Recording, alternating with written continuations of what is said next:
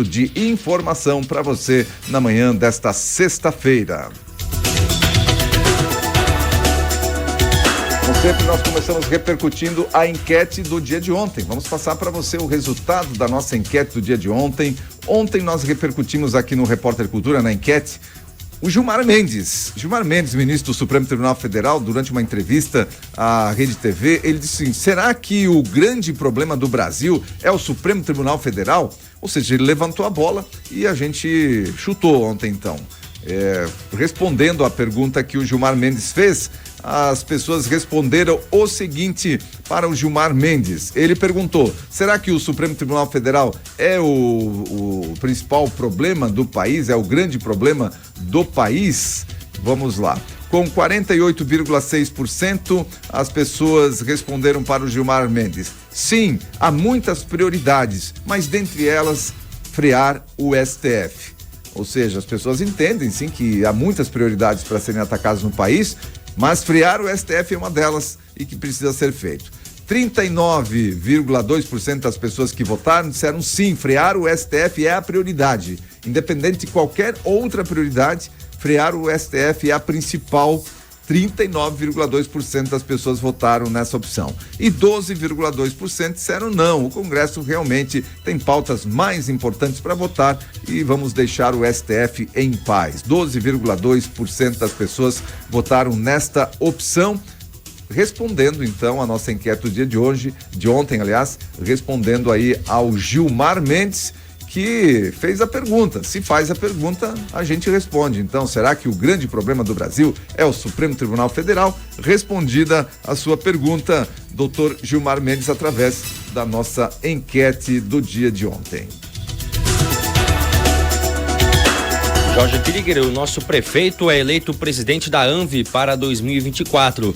Por aclamação, o prefeito de Timbó, Jorge Augusto Krieger, foi eleito presidente da Associação de Municípios do Vale Europeu, a ANVI. Ele comandará a entidade a partir de fevereiro do próximo ano para um mandato de 1 ano. A eleição aconteceu durante a última Assembleia Geral de Prefeitos, realizadas na última quinta-feira, dia 7, em Timbó.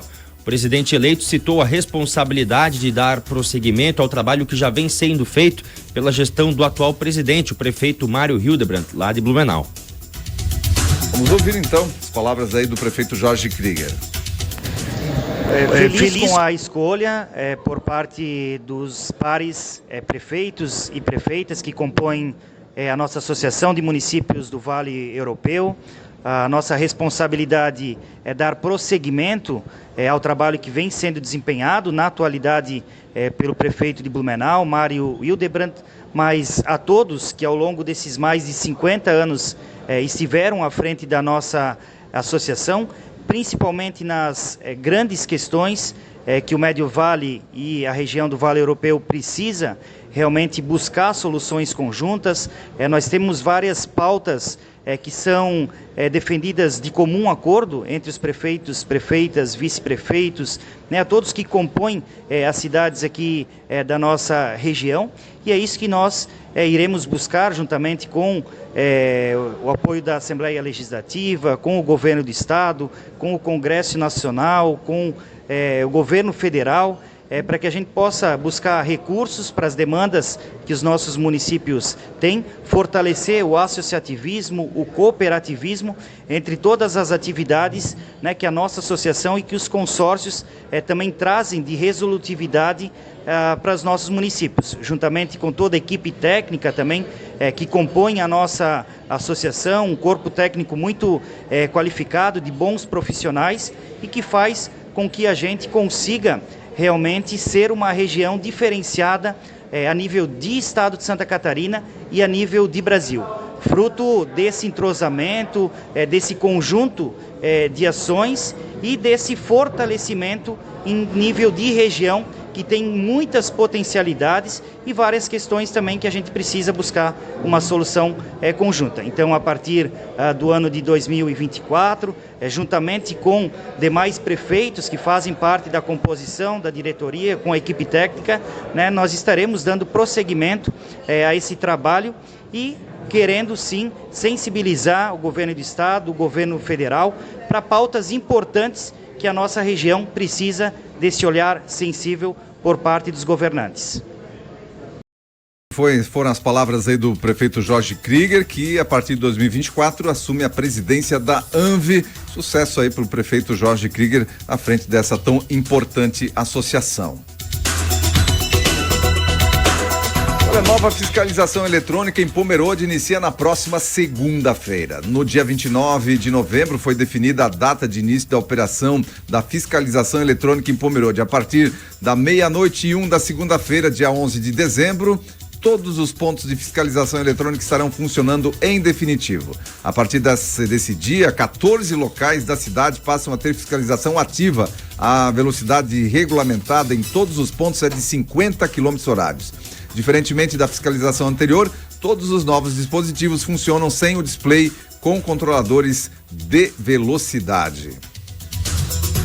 Pois é, 14 locais lá em Pomerode com fiscalização eletrônica de velocidade. E aí tem que tomar cuidado agora, né? Ao passar lá na cidade de Pomerode, logicamente que deveria se seguir simplesmente as placas de velocidade, né? Que estão ali colocadas na cidade, mas como isso não é feito pelos motoristas, infelizmente, para a maioria dos motoristas, se não dói no bolso ou se não tem o risco de doer no bolso, a legislação e a sinalização simplesmente não é cumprida.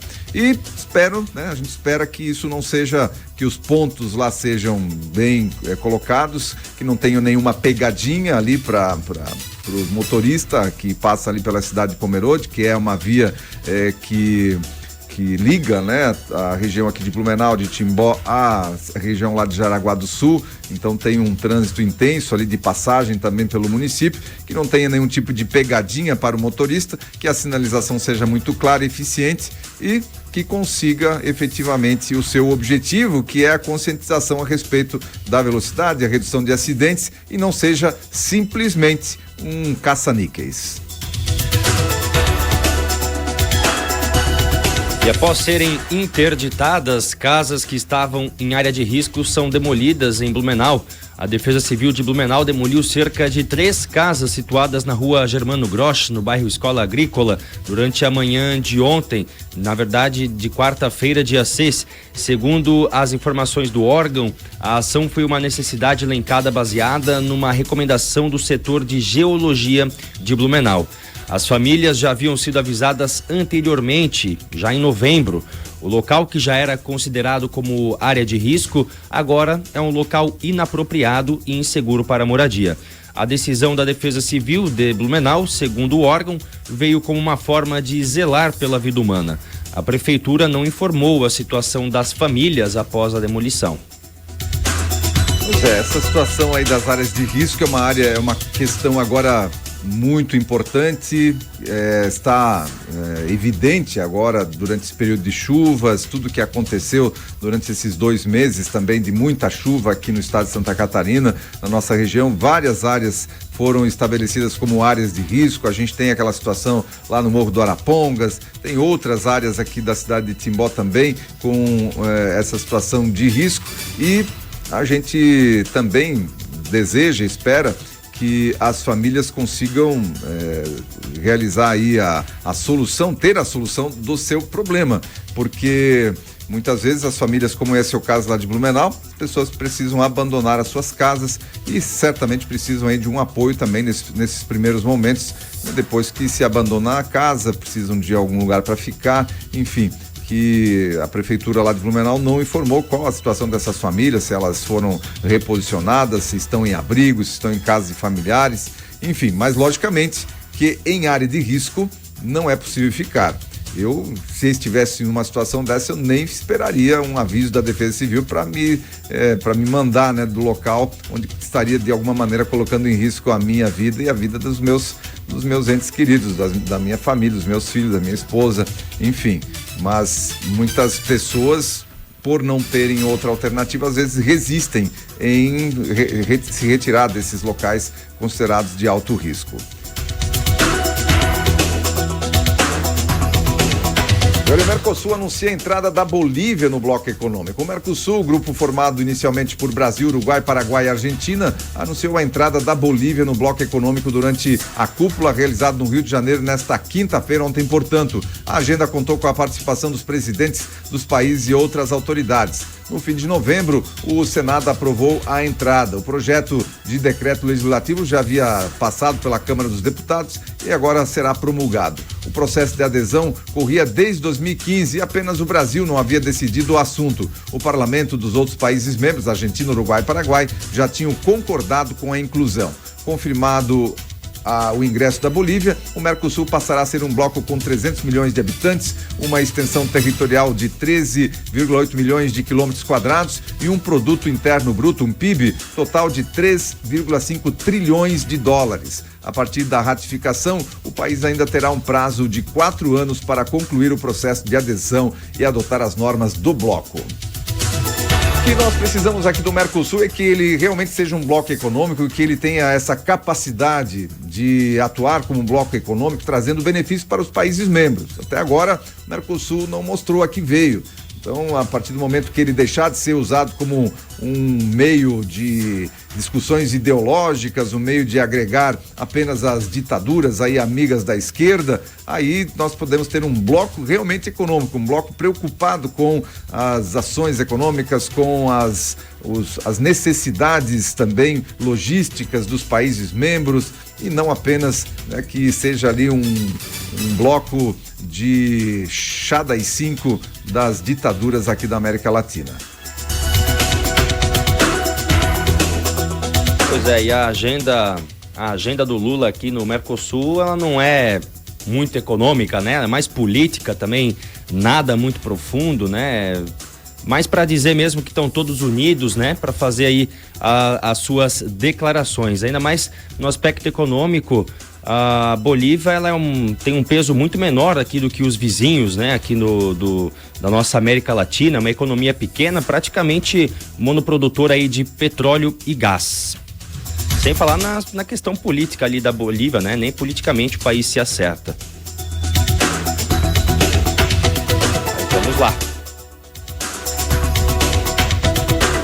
Estados Unidos anunciam manobras militares na Guiana depois da Venezuela aprovar a anexação de Essequibo. Aviões militares dos Estados Unidos sobrevoarão a região de Essequibo e o resto da Guiana em exercícios militares. O anúncio foi feito pelo governo norte-americano.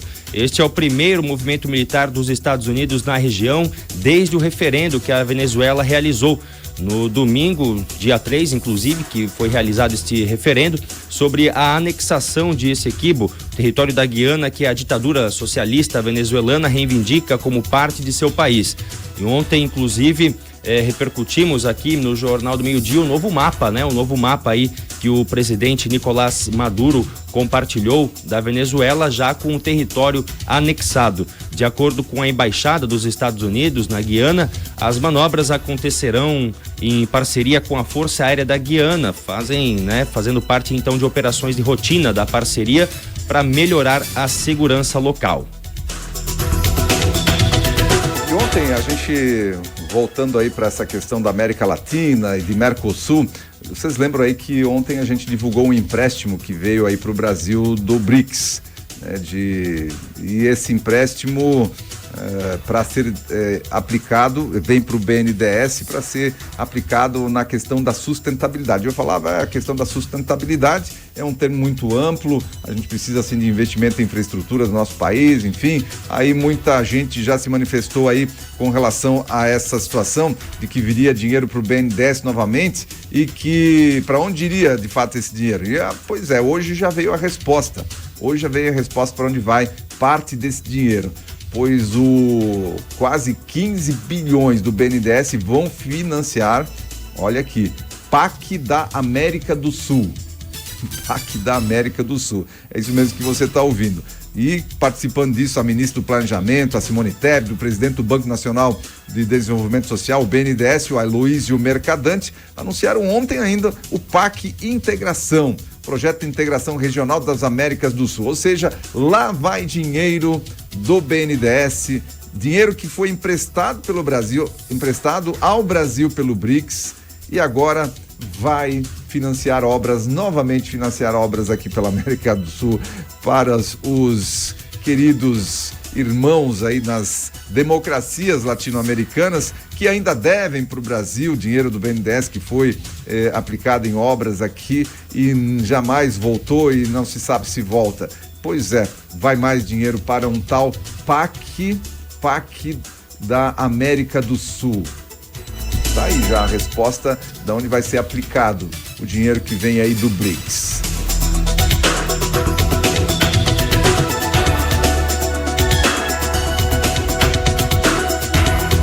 E os Estados Unidos então anunciam manobras militares na Guiana após Venezuela aprovar a anexação de Essequibo. Aviões militares dos Estados Unidos sobrevoaram a região de Essequibo e o resto da Guiana em exercícios militares realizados ontem na quinta-feira. O anúncio foi feito pelo governo norte-americano. Este é o primeiro movimento militar dos Estados Unidos na região desde o referendo que a Venezuela realizou no domingo, dia 3, sobre a anexação de Essequibo, território da Guiana que a ditadura socialista venezuelana reivindica como parte de seu país. De acordo com a Embaixada dos Estados Unidos da Guiana, as manobras acontecerão em parceria com a Força Aérea da Guiana, fazendo parte das operações de rotina da parceria para melhorar a segurança no local. Lembram dos dois países, os dois países têm parceria militar desde 2022. Ressaltamos essa notícia ainda porque no dia de ontem, né, houve o desaparecimento de um helicóptero militar lá na Guiana, bem próximo do território da fronteira com a Venezuela. Ainda não se sabe qual foi a causa, se foi abatido pelas tropas da Venezuela, né? O fato é que há relatos ainda extraoficiais de que havia mau tempo e que havia sido feito um comunicado também de mau tempo ali pelas tropas. O fato é que 5 militares então perderam a vida, os 5 tripulantes perderam a vida ali neste helicóptero que acabou caindo na região ali da fronteira com a Venezuela e a Guiana. E entre os militares aí tem militares de alta patente, como o tenente-coronel e também brigadeiro, nessa tropa que desapareceu, né? Que na verdade caiu ali perto da fronteira com a Venezuela. Os deputados federais de Santa Catarina realizaram uma reunião com o Ministério do Trabalho para solicitar a liberação do Fundo de Garantia do Tempo de Serviço, FGTS, né, para toda a população dos municípios em situação de calamidade pública devido às chuvas que atingiram a região. O encontro ocorreu na última quinta-feira, dia 7. Participaram do encontro os deputados Jorge Guetem, do PL, Ana Paula Lima, do PT, e Pedro Uxai, também do PT. A prefeita de Trombudo Central, Giovana Gessner, além do ministro do Trabalho, Luiz Marinho. E nós temos aí um vídeo, né, onde o Jorge Guetem fala a respeito dessa situação da liberação do FGTS para os municípios aqui de Santa Catarina. Estamos buscando a resposta para a liberação do Fundo de Garantia para toda a população. Enchente não tem partido, enchente tem solidariedade, enchente tem empatia. Por isso que continuamos na nossa jornada, aqui hoje, saindo da visita no Ministério do Trabalho com o ministro Marinho, junto com outros parlamentares, com a deputada Ana, com o deputado Pedro, com a prefeita Giovana, de Trombudo Central, e com o vice-prefeito, para solicitar agilidade na liberação do Fundo de Garantia para os municípios, para toda a população em calamidade. E saímos esperançosos. Eles continuam fazendo os estudos e discutindo tecnicamente e politicamente, junto com o governo, para a liberação do Fundo de Garantia. Temos uma pressa danada, o Natal está chegando, né? Mas vamos continuar mantendo a esperança e trabalhando aqui com muita dedicação, com muita firmeza, buscando mais essa solução merecida para a nossa população, principalmente para a população dos municípios em calamidade. Conte comigo. Fraterno abraço a todos. Que Deus nos abençoe. Essa é uma situação que eu tenho que ressaltar aqui, por que precisa deputado ficar ir lá pedindo e fazendo daí vídeo, como se estivesse fazendo um favor para a liberação do Fundo de Garantia. O Fundo de Garantia é um dinheiro do trabalhador, é um dinheiro que as empresas depositam mensalmente numa conta vinculada do trabalhador, que tem algumas motivações que favorecem, que possibilitam que o trabalhador possa fazer o saque. E quando está ali num estado de calamidade pública, que comprovadamente os moradores da cidade foram atingidos, aí tem que ficar pedindo, dependendo de político, ir lá para Brasília, fazer reunião, perder tempo, gastar grana do pagador de impostos para conseguir liberação do dinheiro que é do trabalhador.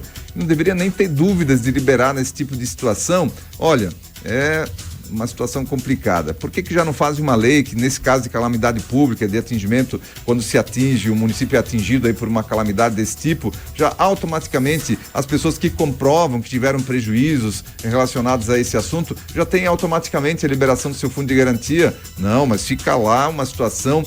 Parece que isso é meio que de propósito, né? Para que daí os políticos vão lá, eles têm um motivo para mostrar trabalho, como se estivesse fazendo um grande favor aí para as comunidades atingidas pelas catástrofes, de liberar o fundo de garantia, que é dinheiro do trabalhador. Essa é a política. 7h21, assim a gente encerra esse primeiro bloco de informação para você, ouvinte do Repórter Cultura.